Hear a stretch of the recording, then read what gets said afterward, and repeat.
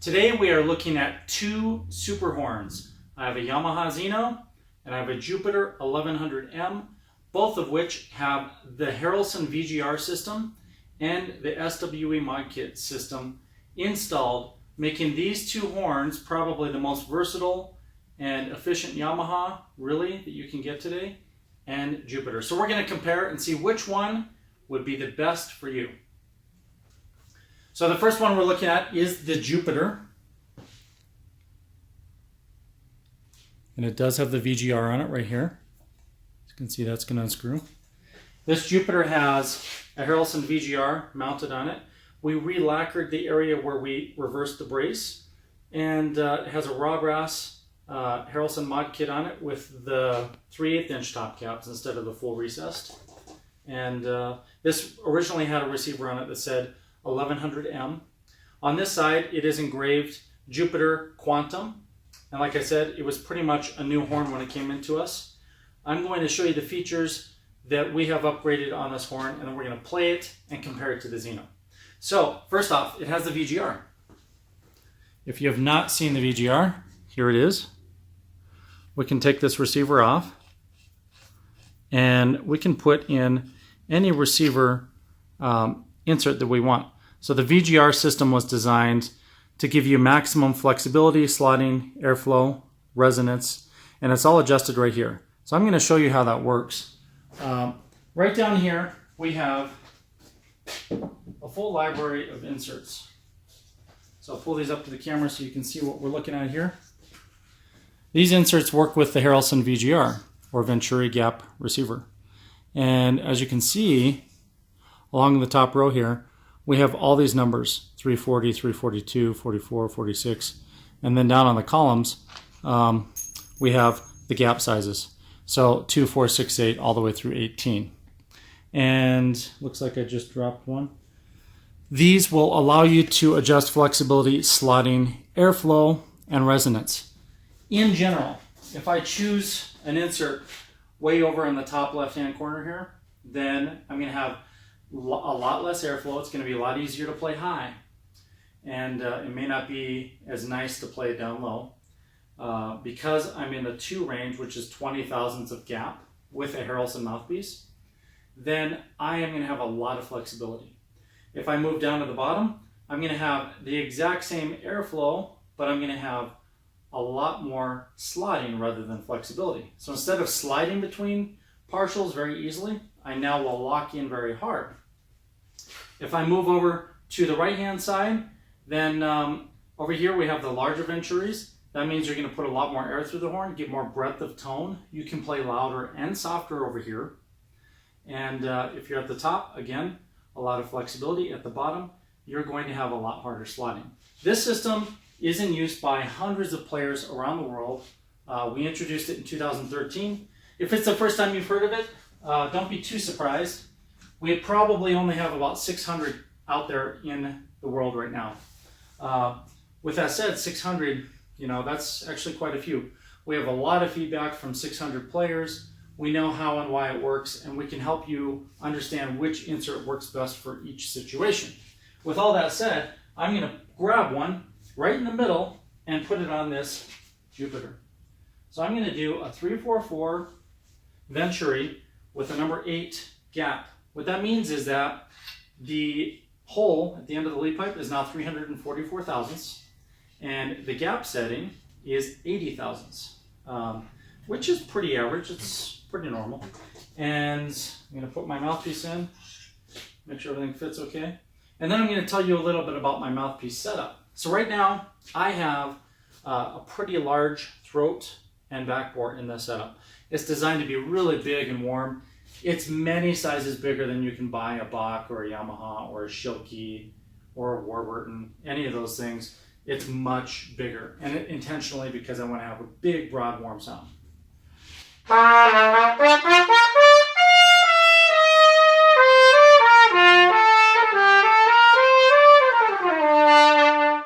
And it's really big, it's warm.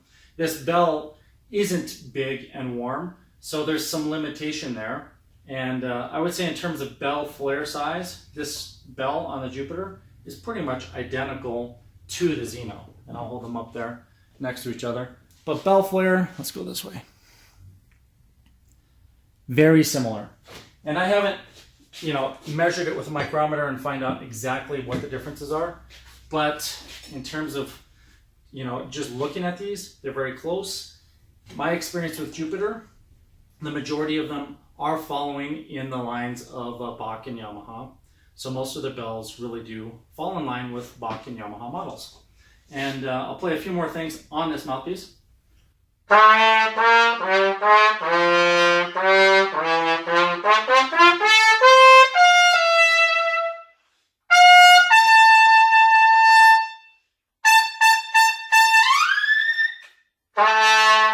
It feels good. This mouthpiece is huge. We're going to move straight over to a standard size. And I'll make sure to put this size mouthpiece back together when we play the Xeno as well. So that was a 190 throat with a 22 exit. For those of you who play on the 5mm system, that may mean something to you. And then the backbore was a 2237. So we're talking pretty big stuff. Now let's put something standard in there. How about, let me find my go-to setup here. A 147-21. And then on the backbore, we're going to do a 2133. This really is much closer to a standard Bach 1 or 2C in terms of the throat and backbore setup. And we will play it again.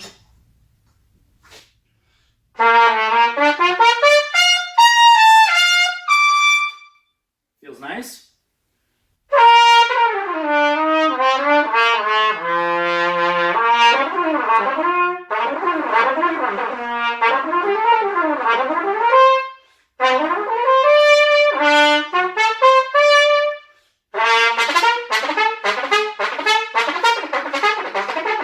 Oh, I got a stuck valve. All right, let's try that again.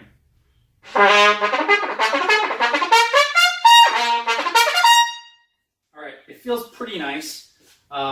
It seems a little bright and focused for my personal preferences. If I were playing this in a concert band, it'd be a good all-around horn.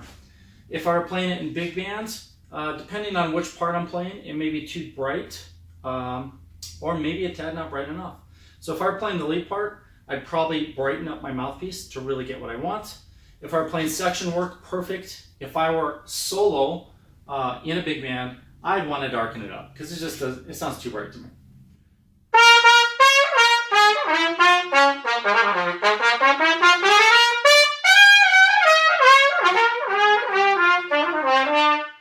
It's just, I can't get away from the brightness there. But at the same time, I mean, if that's what you're going for, perfect. Personally, I would adjust the mouthpiece. So right now, I would say for big band work, great horn. Jazz solo, too bright. Orchestral, it could probably be a good horn. I would definitely make this throat and backbore a little bigger, a little warmer to do that. But let's play some arpeggios.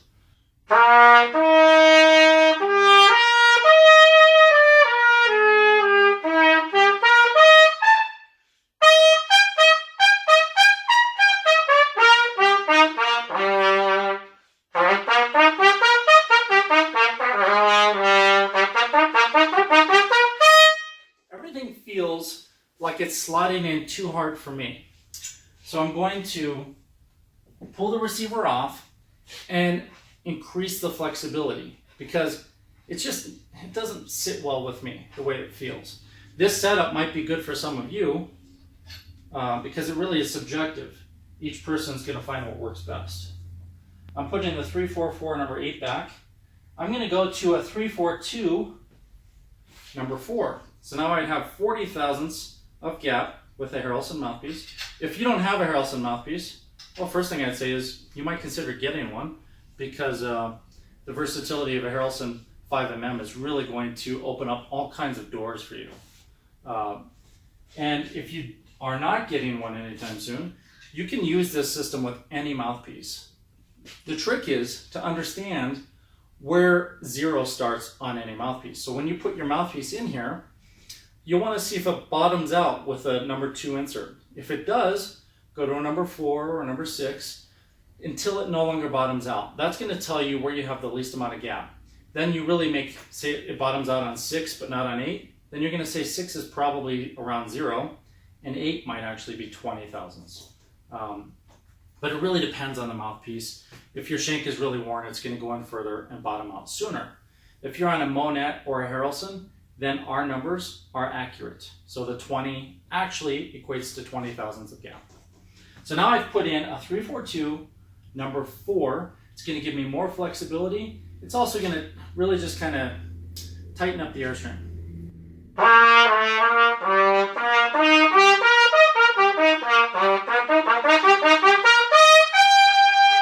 For me, it feels a lot better. That little change of just 2 thousandths of an inch, making it smaller, makes everything in the upper register feel more open.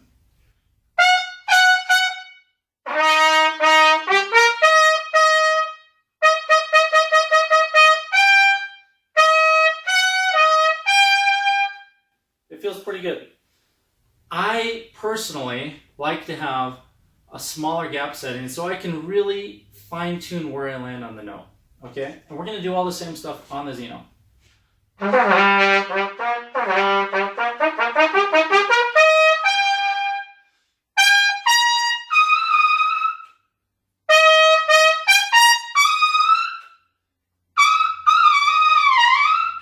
It feels like that high F really doesn't want to speak.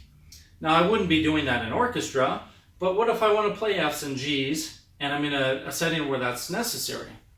What I want to do is tighten up the venturi and make it easier to have that real tight airstream. Right now, I feel like I'm fighting it when I get up to an F. High C is fine. F is really, really weird. So, take the receiver off. Take the insert out. And now this time, I'm going to stay with a number 4 on my gap. I'm going to move all the way down to a 336. I was at 342, now I'm 336. That's way smaller than you're going to find on almost any horn.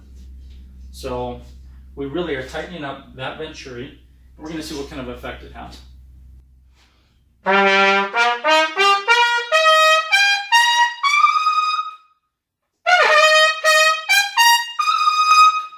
Woo! It's easy to play the high F. And actually, the entire F arpeggio feels better.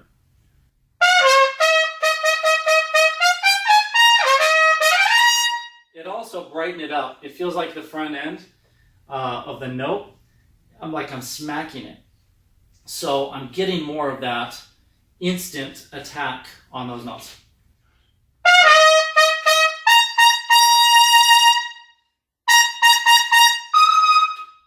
Feels good.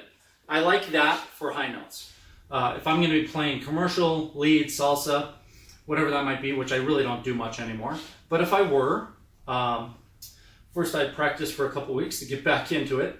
But I would really want more of the front end attack and a nice sizzling, bright, solid upper register. That smaller insert gives it to me instantly.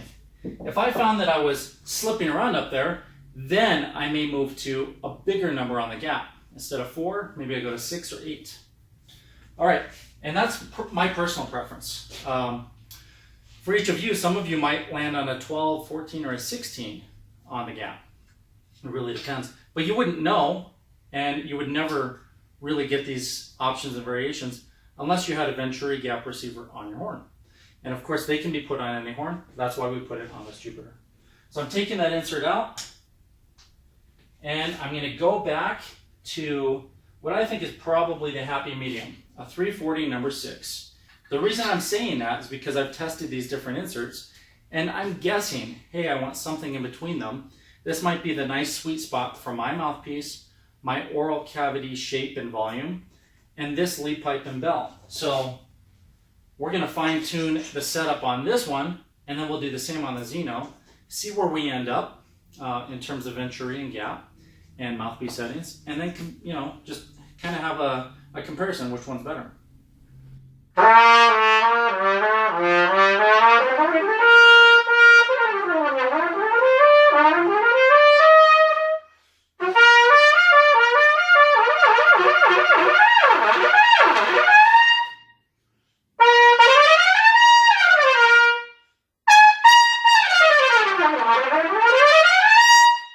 That feels like a nice balance.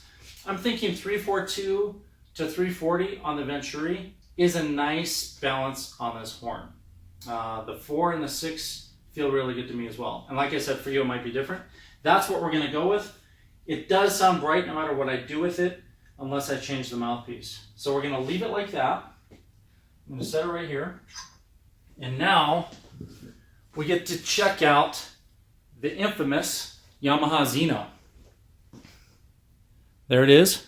This horn came into us in great condition as well. We put a mod kit on it, same way. It's got our mod 2 finger buttons in gold, and the receiver, the mod kit are all in gold. The top caps, I actually sculpted on this one. See that? So I did do some sculpting just for fun. Efficiency-wise, the mod kits are pretty much the same on these two horns. And it does have the exact same receiver on the VGR. There is no insert on this one yet, so I'm going to pull it off, show you that again. Oh, there is an insert. So there's one on there. I'm going to pop it off. And looks like that's a number 4 or a number 6. It's probably a number 6, and that makes sense because there is a number 6 missing here. So that must be our 342 number 6. All right, I'm going to go back to a 344 number 8, and I think that's where I started on the Jupiter. So I'm going to put that in the horn, screw the receiver down. You can change the inserts. We've timed ourselves. Typically, you're going to be able to change them on a gig in under 10 seconds once you get good at it. So let's check out the Xeno.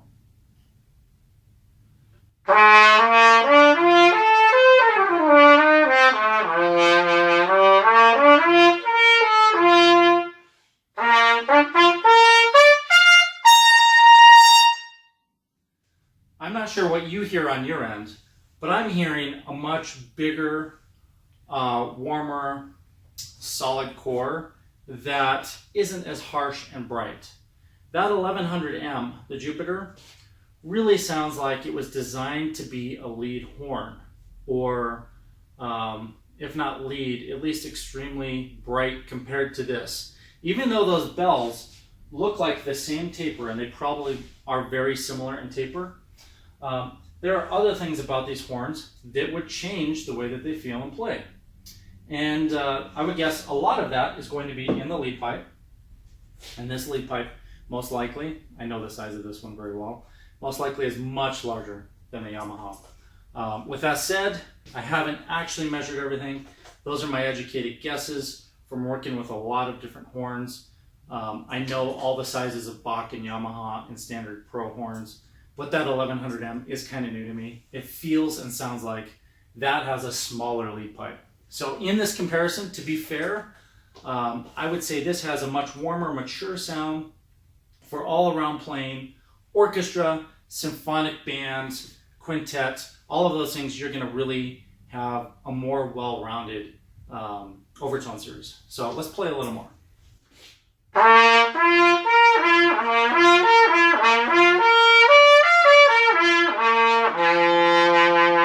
Yeah, it's just more of what I would expect. It's not as big and warm as a Bach Strad, but at the same time, because it's more compact and not as vibrant, but still it's like, it's nice. I like it.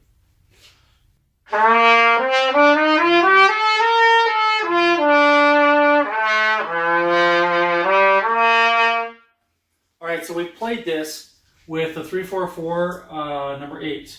I'm going to move back down to something closer to what we put in the Jupiter. So I'll take that receiver off, and let's see what we can do here. What I want to do is make this horn feel as comfortable as that one did. And right now it actually feels too big and too kind of fluffy and fuzzy. The attacks aren't clean, and I don't like that. Even though I like the sound, I don't like the front ends. It just doesn't feel comfortable. Let me go to a 342 number 6. So I'm going down on the Venturi size. And my goal here is really to make both of these horns feel the same in terms of my airflow, my flexibility, and my slotting. That way I can just go back and forth and compare the tone and the response and intonation and, you know, all those things.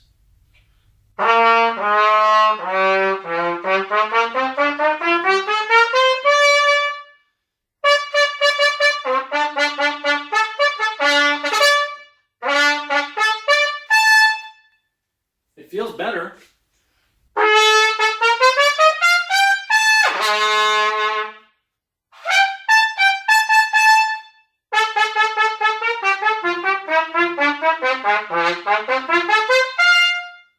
It still feels like I'm putting more air into this horn than I was on the Jupiter. I'm going to switch back to the Jupiter and just remind myself of how that felt, because I really did like the feeling.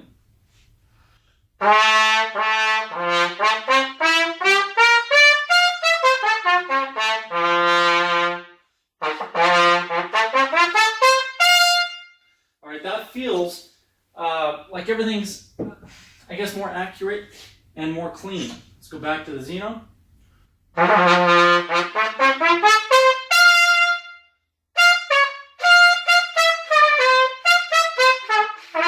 So I feel like things just aren't lining up where I expect.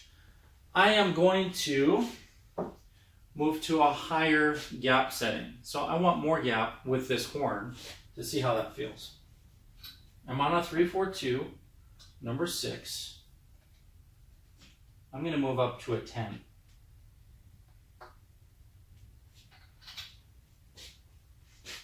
See how that feels.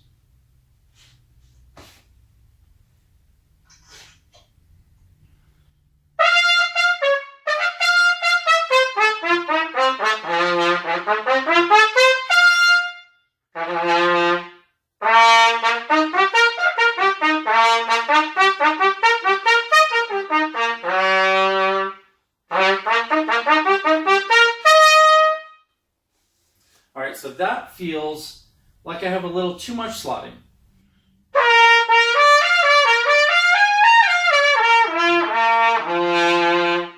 Ironically, or maybe not ironically, I am just one gap setting further or larger than I was on the Xeno. So we're going to change to the exact same insert on that one. So now I'm going to take the insert out of the Jupiter and confirm what size that is, and then we're going to try that in the Yamaha. Alright, so this is, looks like the 340 number 6. And I'm going to put that in the Xeno, and then we'll compare.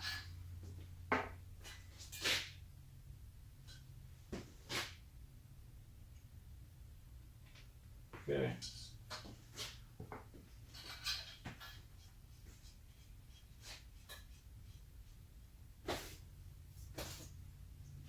I've got the 340 number 6 in the Xeno.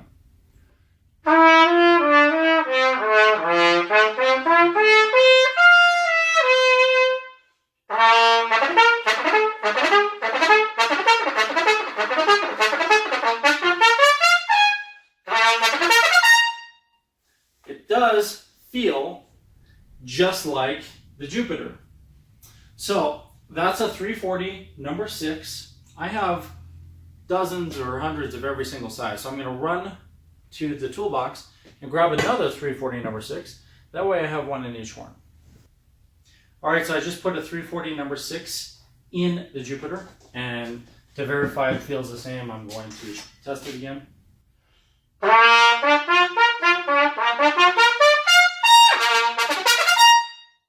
It does feel very comfortable. Now, I'll let you in on a little secret.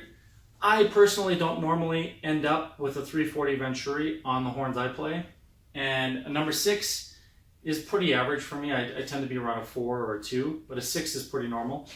If I were playing on a VPS Summit, one of my horns, then I most likely would have a 342 to a 346 Venturi, and that's really what feels comfortable to me normally. But these horns are very lightweight. They're very fragile, and I say that in a way, the way I mean that is that it's very easy to accidentally play the wrong thing, or maybe not land exactly where I want on a note, It's also very easy on these standard type horns to overpower them, to get too much amplitude, and especially at the front end of a note, and distort it. So the smaller size may feel better, but it doesn't necessarily sound better. On my horns, I play on something larger. So they both have a 340 number 6. Now I'm going to compare the two of them, just playing some scales and arpeggios, and get a feel for not only the tone color and the response and intonation, but also just which one overall just feels more comfortable. So we'll go back to the Yamaha.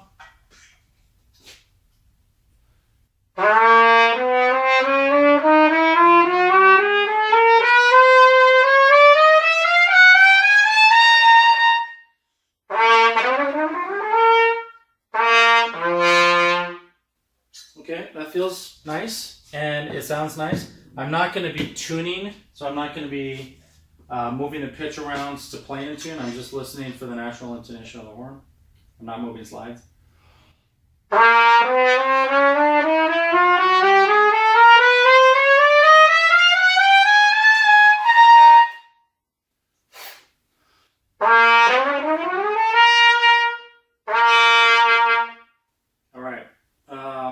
With both of them, the upper C didn't quite clearly come out. I think a lot of that is probably just me. But you know, it's the 340 insert feels good on these horns. It's not exactly comfortable to me personally, so it feels a little restricted.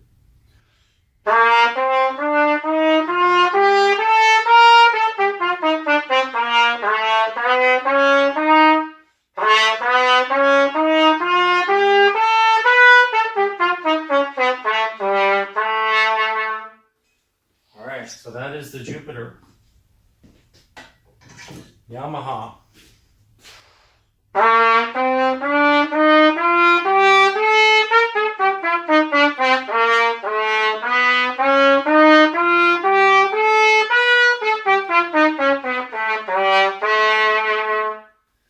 The more I play the two of these horns with the same insert, the less they feel different. They're starting to feel closer to the same horn.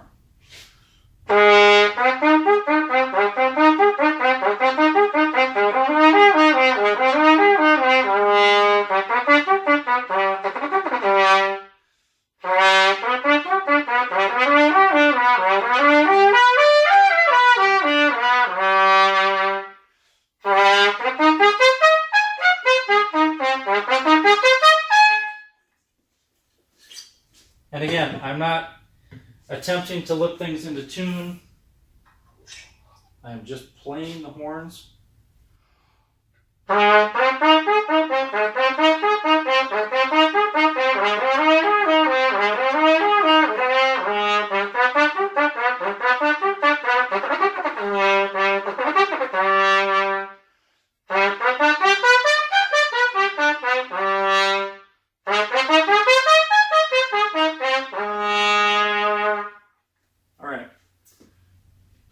Right now, between the two horns, which one do you guys like better? Which one do I sound more accurate and in tune on? What are you guys hearing? I'd like to hear back from you, because in any play test situation, it's real easy for us to include bias. And my immediate bias is that the Jupiter sounds brighter. And because I don't always like brighter, then I may not prefer it. And I like the warmth of the Xeno, but there's some stuff missing in the Xeno too. Let me throw one more thing in the mix here.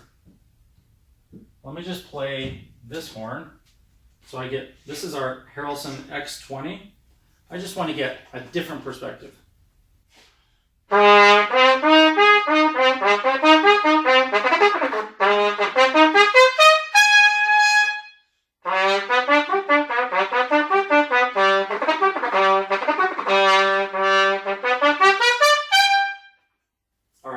That just helps me because that's a little bit more going back to home to what I normally play and what I know. And it helps me understand why I'm hearing and feeling these things.